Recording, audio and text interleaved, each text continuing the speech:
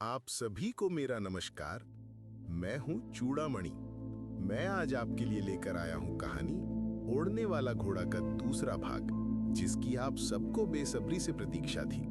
पहले भाग में आपने देखा कि सुंदर नगर नाम के राज्य में दो कलाकारों की प्रतिद्वंद्विता ने इतिहास की दिशा ही बदल दी। मेरे द्वारा बनाए अद्भुत उड़ने वाले घोड़े ने एक ऐसी कहानी की शुरुआत की जिसने प्रेम, साहस और रहस्य को नए आयाम दे दिए। जब राजकुमार भानु प्रताप उस उड़ने वाले घोड़े पर सवार होकर अनजान राज्य में पहुंचे तो पहली ही नजर में राजकुमारी चित्रलेखा उनके हृदय में बस गई। राजकुमार भानु प्रताप ने उनसे निश्चल प्रेम निवेदन किया और राजकुमारी चित्रलेखा ने उनका प्रणय निवेदन स्वीकार कर लिया। किंतु हर प्रेम कथा को एक दिन परीक्षा से गुजरना ही पड़ता है। रातों की गुप्त मुलाकातें, प्रेम की नर्म फुसफुसाहटें ज्यादा लंबी न चल सकीं। एक पहरेदार ने भानु प्रताप को राजकुमारी चित्रलेखा के महल से उड़ते देखा और राजा को सूचित कर दिया। राजकुमार भानु प्रताप का भेद राजा के समक्ष खुल गया और राजा भानु प्रताप को पकड़ने की योजना बनाने लगे। क्या राजा के सैनिक राजकुमार को पकड़ लेंगे? क्या राजकुमारी अपने प्रेम को बचा पाएंगी? देखिए कहानी का दूसरा भाग।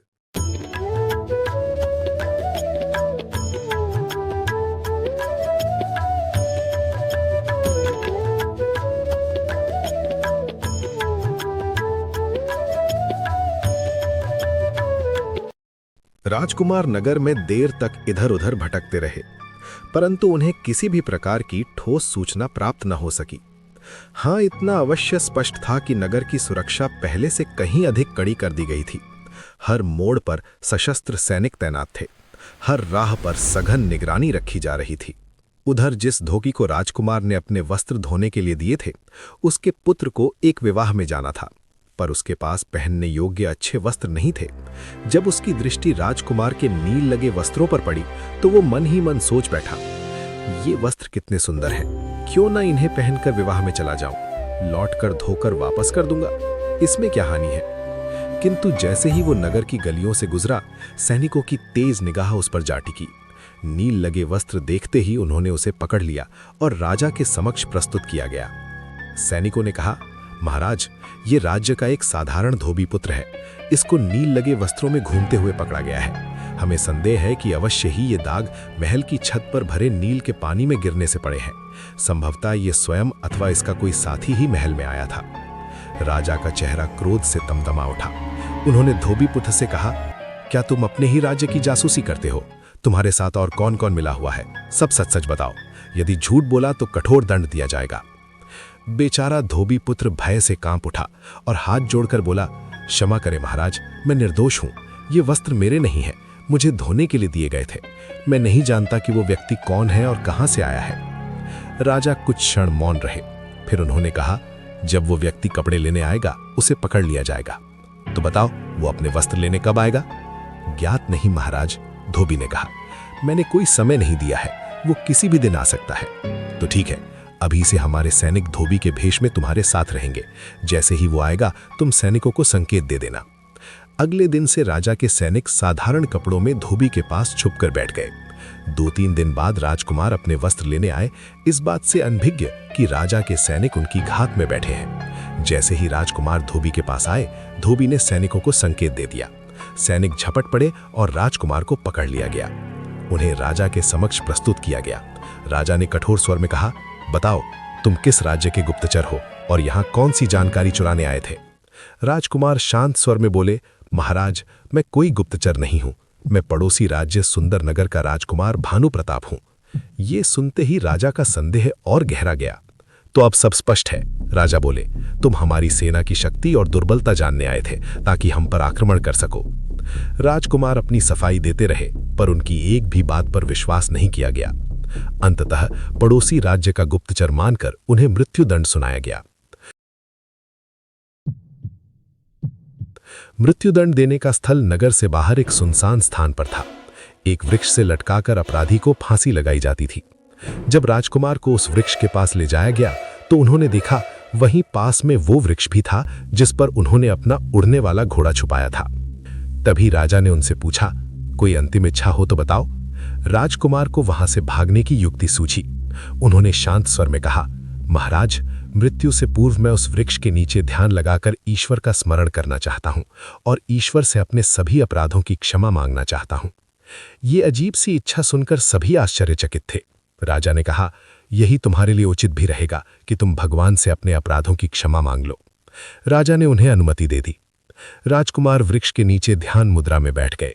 काफी समय व्यतीत हो गया, किंतु राजकुमार नहीं उठे। राजा की दृष्टि उन्हीं की ओर थी एवं सैनिकों ने उनके चारों ओर से घेर रखा था। अचानक राजकुमार बिजली की तेजी से खड़े हुए और वृक्ष पर चढ़ने लगे। ये देख सैनिक भी तीव्रता से उन्हें पकड़ने के लिए दौड़े। राजकुमार तीव्रता से वृक्ष पर चढ़ते हुए उसी शाख तक पहुंचे जहां घोड़ा छुपा था। अगले ही क्षण घोड़े ने पंख फैलाए और राजकुमार हवा में उड़ गए। सैनिक स्तब्ध रह गए। राजा क्रोध से चिल्ला उठे, किंतु कुछ कर नहीं सके। राजकुमार उड़ते हुए सीधे राजकुमारी के महल पहुंचे। उन्हें देखते ही राजकुमारी चकित रह गई। राजकुमार ने बिना समय गवाए उन्हें संपूर्ण वृत्तांत सुना दिया। फिर भारी स्वर में बोले, राजकुमारी, मुझे गुप्तचर समझकर मृत्युदंड दिया गया है। अब हमारे विवाह की कोई संभावना नहीं है।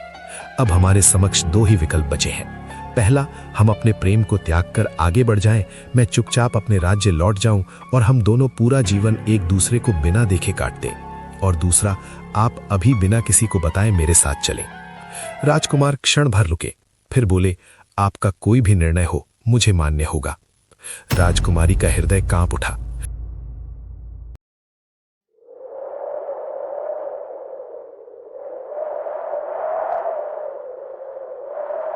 भय, असमंजस और पितृ प्रेम का दबाव सब एक साथ उमड़ पड़े, किंतु अंततः राजकुमार के प्रेम ने विजय पाई। राजकुमारी चित्रलेखा ने कहा, मैंने आपसे प्रेम किया है, मन में आपको अपना पति स्वीकार किया है। मैं आपके साथ चलूंगी, यही मेरा निर्णय है। राजकुमार घोड़े पर बैठे और राजकुमारी भी शीघ्रता से राजकुमार के पीछे बैठ गई। राजकुमार ने घोड़ा उड़ा दिया और वे दोनों उड़ते हुए नगर से दूर निकल गए।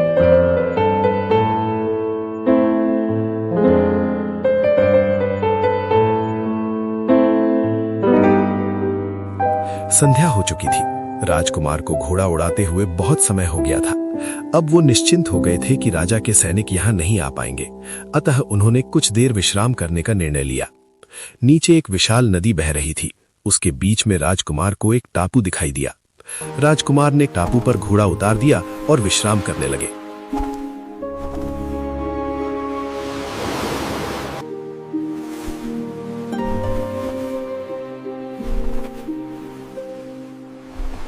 किंतु राजकुमारी कुछ चिंतित थी।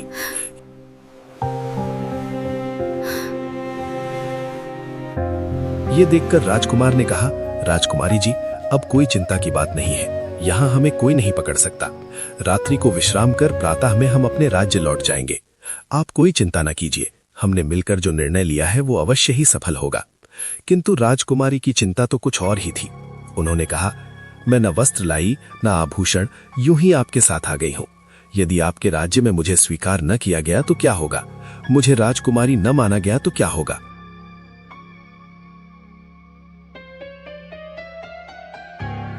राजकुमार ने उन्हें आश्वस्त किया, आप ऐसा क्यों सोच रही हैं राजकुमारी? आपको वस्त्र आभूषण किसी बात की कमी नहीं होगी वहां, अतः आप निश्चिंत रहिए। किंतु राजकुमारी हठ करने लगी कि उन्हें अपने राजसी वस्त्र और आभूषण ही चाहिए। राजकुमार ने कहा कि अब आपके महल जाकर वापस आने में बहुत समय लगेगा और मुझे थकान भी हो रही है। मैं अभी इतनी देर घोड़ा नहीं उड़ा पाऊंगा। राजकुमारी ने कहा, आप चिंता न कीजिए, मुझे घोड़ा उड़ाना सिखाइए। मैं महल जाकर अपने राजसी वस्त्र और आभूषण लेकर आऊंगी। राजकुमार ने मना किया, किंतु राजकुमारी दृढ़ थी और स्त्री हट के सामने राजकुमार को विवश होना पड़ा।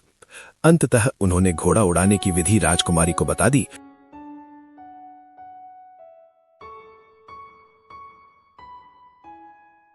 और राजकुमारी घोड़े पर बैठकर महल की ओर चल दी।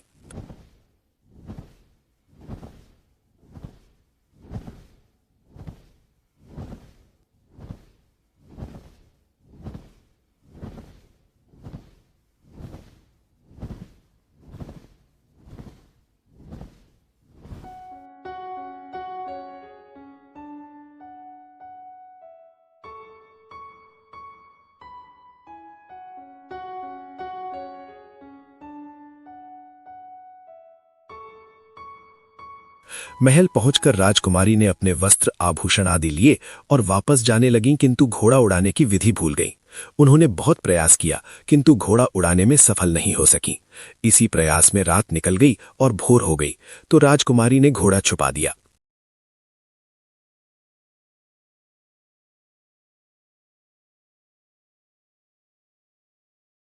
उधर राजकुमारी के न लौटने पर राजकुमार परेशान थे। वो सोच रहे थे कि क्या राजकुमारी पकड़ी गई अथवा उनका मन बदल गया और वो झूठ बोलकर गई थी। किंतु झूठ बोलना होता तो आती अवश्य ही वो पकड़ी गई होंगी।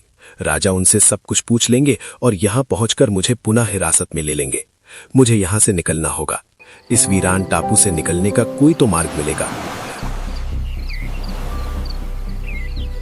राजकुमार दिन भर पूरे टापू पर भटकते रहे किंतु कोई मार्ग नहीं मिला और रात्रि हो गई।